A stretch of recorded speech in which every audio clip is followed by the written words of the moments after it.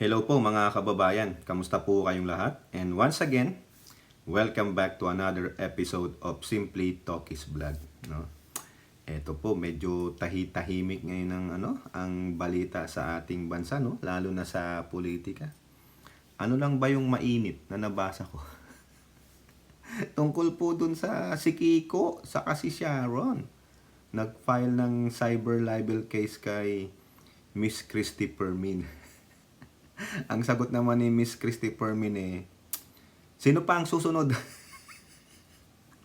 Mukhang maraming inaabangan si Miss Christy sa politika naman mukhang ito pa rin yung PDEA leaks, saka si Mayor Guo. Yung si pretty woman, pero para pala siyang si yung sabi nga nung ating kaibigan na si Ilora, para daw siyang si Angelina Jolie sa pelikulang Salt, yung SALT. Ganda po yun. Spy movie. Tanungin natin si Mayor Guo. Mayor, ikaw ba ay katulad nung Angelina Jolie movie? Kasi ngayon po, kami ay nagdududa sa iyo. No? Mukhang saka yung Tagalog niya, paulit-ulit ko pong pinanood mga kababayan. Yung mga videos na in-upload ni Miss Risa Hontiveros, si Senator Risa Hontiveros. Meron yung 53 minutes, yung press con niya. Tapos meron siyang naka-upload na 5 minutes. Yun yung ginamit natin sa ating previous video, yung questioning of Mayor Guo, no? Duda talaga ako mga kababayan. Kaduda-duda. Biruin mo, hindi niya alam yung details ng kapanganakan niya. Maniwala dun. Tayo nga, curious na tayo, 5 years old, 6 years old, 7 years old, tatabi mo, ma, pa, saan ba ako pinanganak? Anong oras ako pinanganak? Diba? Tapos homeschooled ka? Oy, maski na homeschooled ka, nire-report pa rin yan. Kaya wag mo kaming ululin. Ha? Homeschool daw siya, di nyo alam. Sinungaling. Yan po yung mga well-trained spy. Well-trained agent yung mga yan. They know what to say. They know how to manipulate you. Like yung professional liar, si Jukebox King and Jukebox Queen. Diba? Yung sa PDEA leaks. Kaya asahan nyo. Bukas umamaya sa ating bansa meron na namang hearing dyan, motu proprio hearing ni Bato. No? Pero ang topic po natin, mga kababayan, ay yung expose nung isang vlogger, influencer sa ating bansa na si Mima Alicia. Kasi napanood ko po yung video nagpa-pop up po dito sa YouTube ko, nagno-notify. No? Alam nyo naman, sinusuportahan natin yung mga pro-BBM vloggers. No? Pinapanood din natin sila. Hindi nga lang tayo nagko-komento o pag nagla-live sila. At nako, antindi pala no, si Black Widow. Kung totoo man yon, Black Widow pala tong nandyan sa LA, si professional liar Jukebox Queen. Hinahamon na nga po siya ni Mima na kasuhan mo. Ready naman daw yung bata, no? Pero kailangan kang umuwi ng Pinas. Sige nga. No, sabi, di totoo yan. Patunayan nyo. May hawak pong dokumento yung bata Grabe yung ginamit na pamatay. Kung totoo man mga kababayan grabe. Kaya tuloy napapaisip akong inumin tong kape na to Baka may nilagay dito. Tikman ko nga. Sarap. Kasi ako naman ang gumawa ng kape ko Alam ko kung ano nilagay ko diyan, pero pag yung binigyan ka ng kape ni Jukebox Queen dito, ay sabi mo, No, thank you. I'm okay. Huwag kang tatanggap ng anuman, mostly yung food and water, diyan kay professional liar, jukebox queen. Kasi you will never know. Di ba? So yan po, no? Ano lang natin. Tayo magbibigay ng komento dyan dun po sa nilabas ni Mima na video. At ganun din dito sa ex-PIDEA agent na si Morales. Kasi may bidyong sumagot siya dun sa pagiging professional liar niya, jokebox king. At meron ding CCTV. Hindi ko na ipakita sa inyo yung CCTV. Napanood ko po eh. Pero bago po tayo magpatuloy, tayo po ay magbibigay pugay at pasalamat sa lahat ng ating channel members, followers, subscribers, nagla-like at nagsishare ng ating mga videos, sa mga nagbi-video replay, sa mga nag-share ng kanilang blessings. Meron pong nag-share ng blessing, no, sa ating video premiere kagabi. Siya po ay si Miss Ines Galsote. Andyan po, no? 149 pesos. Maraming salamat po, Miss Ines, no, sa inyong pa-blessings. Sana ibalik po ng Diyos yan a million times. Di ba? No, para patuloy kayong makapag-share ng inyong blessings. At salamat din sa mga katuwang natin, kasama natin dyan sa ating chat box tuwing may video premiere. Yung mga moderators natin, alam nyo na kung sino po kayo. Hindi ko na kayo babanggitin isa-isa. No? Ganun din po, ako po yung magpapasalamat kay Kai. Si Kai na lang po. Kasi yung bata na yan, siya po ang naglalakad ng ating channel. Nilalako niya po yung ating channel. Maraming salamat naman Kai at sa inyong departamento dyan sa inyong trabaho sa Palawan, no? Yung iyong boss na si Ilora. Pag yan, magawa mong 100,000 Jollibee burger. Yung burger lang naman kay yung burger. Yan lang ang kaya ng kuya mo. So at ganun din po kay Tita Aurora, no? Happy Mother's Day to all, sa mga mothers, sa mga lola, no? Hopefully God will always give you good health, no? And grant your prayers and requests, no? Sa mga OFWs, mabuhay po kayong lahat at patuloy po kayong mag-ingat. Okay, so komentuhan lang natin, bigyan natin ng opinion yung nilabas na expose ni Mima, no, kasi sinundan niya yun eh, yung pamamaraan ng pagtegi daw. Para na tayo naging forensic dito. Naging soko na ba tayo? Soko. Di ba? Kasi ayon daw po, di umano, dun sa report na yon, no, yung autopsy report, mukhang ang mga natagpuan daw na pamamaraan ng pagtegi doon sa asawa ni Black Widow, chemicals, no? It's a combination of two chemicals, no? Siguro yun yung nabasa ko eh. Ay, napanood ko pala. Sorry pala. Opioid saka antifreeze.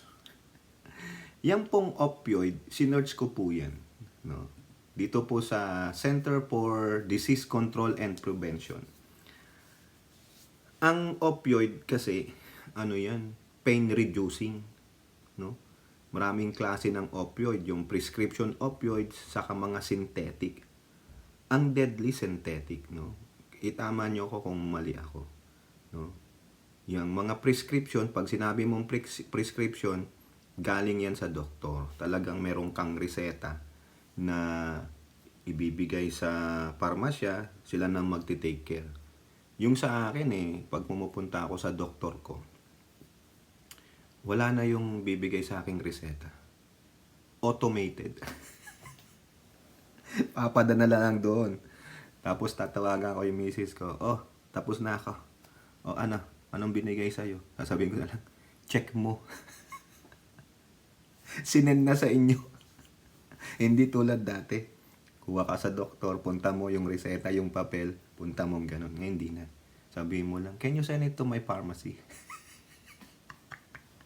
Ganon ka-convenient po dito, no? Sa akin, ewan ko lang po sa iba. Kasi yung iba naman, iba-ibang experience, no? So, opioid, mahirap po yan, no? So, yung common types ng opioid na prescription, sabi dito sa CDC, no?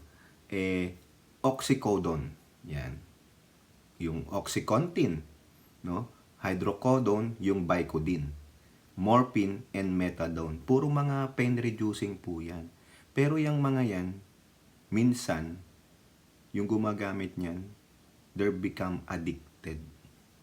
Kasi nga sa sobrang pain na nararamdaman nila, they take more. No? Namin ngayon dyan, ang isa sa mga deadly ngayon ay ang fentanyl. Synthetic opioid pain reliever po yan. Base dito sa CDC. It is many times more powerful than other opioid and is approved for treating severe pain. O ganyan di ba yung kay fentanyl? Pero when you abuse it, pag ikaw ay nategi, ang tawag dyan ay overdose. Yun, overdose ka ng pain-reducing medication. So sabi doon, sa in-expose ni Mima, opioid, isa sa mga ginamit. Malay nyo, liquid opioid. Nilalagay sa inumin. Look. Hinahalo sa pagkain, di ba? Luluto ka ng nilaga, luluto ka ng sinigang, tinola, kare-kare, basta ganun. Pero siguro, very cruel mga kababayan. Ba't ko nasabing cruel? No, mamaya sabihin ko sa inyo bakit cruel. Yung cruelty, no? Oh. Mamaya, remind nyo ako. Ay, Chang, remind mo ako. The second one, na ginamit daw, is antifreeze, no? Ang pronunciation ko, antifreeze. Pero siguro sa inyo, antifreeze. Okay? Ang antifreeze, chemical yan Gamit po yan sa sasakyan na pang coolant. Alam nyo yung coolant nyo sa sasakyan? Di ba? Yung mga may sasakyan, nilalagay yan para hindi mag-overheat ang kotse. Tasteless yan. Odorless. Walang amoy yan. No? Pero yan, kung ano inyo, matamis yan Bakit ko alam? Kasi po ang experience ko dyan sa antifreeze, sabihin ko lang sa inyo. Nung minsan, pina-flush out ko yung coolant ko sa sasakyan, sa dealer. Tumawag yung dealer mahigit 6 na oras Sabi ko, tawagin na lang ako pag kukunin ko na. Pambihira. Nag-Uber pa ako para lang makapunta doon, kunin yung sasakyan. Kasi walang maghahatid sa akin Uber ako. Nung nakuha ko na yung sasakyan, nung siguro mga 2 miles away na lang ako sa bahay, nakita ko yung alam niyo yung hot and cold na metro ko sa dashboard. Umaangat. Oh shit, sabi ko. Buti na lang, napadaan ako sa Walmart parking lot. Ako, binilisan ko. Baba agad ako. Nung buksan ko yung hood o yung trunk, anak ng siopaw, maapaw yung coolant ko. So, nakakita ko parang lang Ano ba yung kung titigman mo? Kasi parang yung sasakyan ko nung natapos yun, parang may mga langgam. Parang maasukal siya. Pero tasteless yun. Ba't ko naman titikman yun lason yun Bawal yun Tanga-tanga yung yung gumawa ng sasakyan. Hindi nilagay yung takip. Yung takip nandun lang sa gilid. Galit na galit ako sa dealer. Tinawagan ko. Ginawa ko, buti na lang yung Walmart, may automotive section. Bili ako ng another coolant. Ganun lang po. Yan. Alam ni Hattori yun. Kinwento ko kay Hattori. Ayan. Yang antifreeze, hindi mo malalaman yan. Pag nilalagay dito. Nilalagay sa inumin mo. Ihalo mo yan sa orange juice, sa mga Kool-Aid. Hindi mo nga alam Kasi tasteless. Unti-unti. Kaya nga sinabi ko, di ba, cruel. Antindi mga kababayan. Sadista ang tawag dun. inunti-unti mong patayin yung tao. Pinahirapan. Cruelty. Sadistic, mga kababayan. Biruin mo, inunti-unti mo, hindi mo na lang kagad inagad. Para isang ano na lang, hindi, pinahirapan mo pa yung tao eh. Kung ano pa yung magiging epekto niyan sa katawan eh. Diba? Ang sinasabi ni Mima matanda na daw yung asawa ni Black Widow. Oh, diba? Grabe. Bakit mo kino-content? Kasi para malaman nyo, no? Yung baho niya, kung totoo man yan. No? Sabi nga nung kaibigan natin, baka trap yan sa mga loyalista. Para kunwari may ganito yung si Black Widow, masisira ang loyalista, kinapitan nyo. Kahit pa paano may credible yata yung sinasabi ni Mima Baka chismax o whatever it is. Makichismax na rin tayo, di ba? Sabi nga ni Carcleia, chismax. Kaya inom muna tayo ng kapeng walang antifreeze. Ang meron, creamer.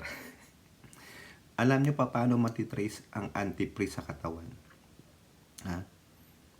Kasi pag yan, halimbawa namatay yung tao, ha? Kahit na anong autopsy sa katawan yan, hindi makikita. Dito, sa buhok, makikita. Bakit ko alam? Kasi napapanood ko po sa mga crime TV, yung mga episodes na pinatay dahil sa insurance, malaki ang insurance. Pinatay dahil may laber, yung pumatay, ganon. Ang ginamit, antifreeze, na diskubre dito. Tines nila hair follicles. Makikita mo ang trace niyan. Kasi nag-i-stick yata sa ating mga buhok. Yan. Yung opioids, makikita naman yan. No? Kaya, ang matindi talagang testing sa mga ganyan, ito buhok hair follicles No? Yun lang po, no? Grabe. Killing me slowly or killing me softly. Buti sana kung yung killing me softly is tulad ng awit Killing me softly with his words, telling a whole lie. Di ba? Pero kanta lang yun. With this song. Pero si Black Widow, kung totoo man yun mga kababayan, ang tibay. Para lang daw sa green card. Totoo yan. Maraming nangyayari dyan. Kasi siguro lahat naman kayo, ano ba yung use ng green card? Yung green card is your chance, the next step, to become a US citizen. Ang mga nakakukuha niyan instantly ang nakakakuha niyan instantly, mga asawa ng US citizen. Asawa. Nagpakasal ka sa isang US citizen. It will take a year, ganyan. Maximum na 1 year yata yun. O di kaya asylum seekers. Pag na-approve kang asylum, pwede ka niyan. At siguro, yun ang kinuha nila. Gusto ni Black Widow magka-green card, ayun. Easy way out. Marami po niyan dito kwento. Dami akong narinig na kwento ng mga kwentong Pinoy din na hindi ko nakikwento sa inyo. Mga kabalastugan, kababuyan ng mga kapwa natin Pinoy kung anong pinagagawa para makakuha lang ng green card. No? Kasi pag may green card ka na, makapag-work ka na, may social security ka na, legal ka na.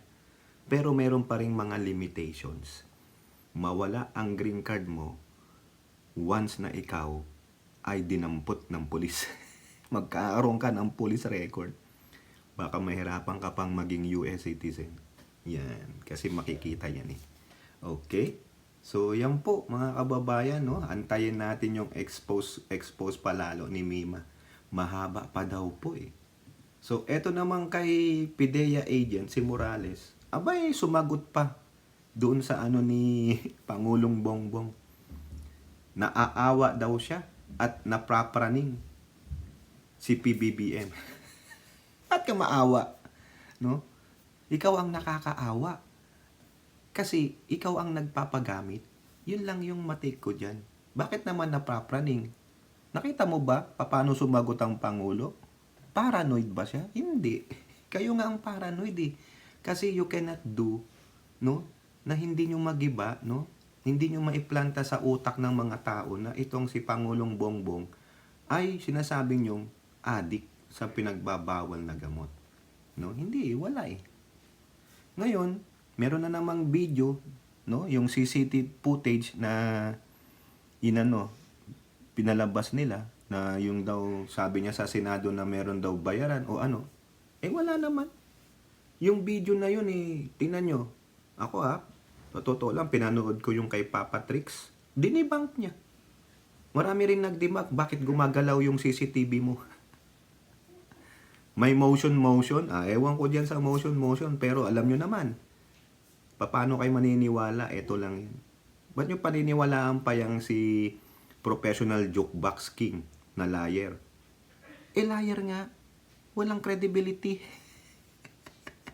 Halata namang gawa-gawa lang yung kwentong kutsero niya. Di ba? Oh. Kaya ako, di ko na paniwalaan pa yung mga lalabas niya. Mag-aantay na lang ako ng sarswela ni authentic idiot, the puncher de la Rosa sa kanyang Senate hearing. Ano na naman kasinungalingan ang paniniwalaan ni the puncher. Tanging si the puncher na lang, saka yung mga kasamahan niyang destabilizer ang naniniwala dyan kay Jukebox King. Okay, kayo po. Ano pong inyong masasabi? Comment down below and don't forget to like and share. Hope to see you on the next videos. Bye-bye. God bless.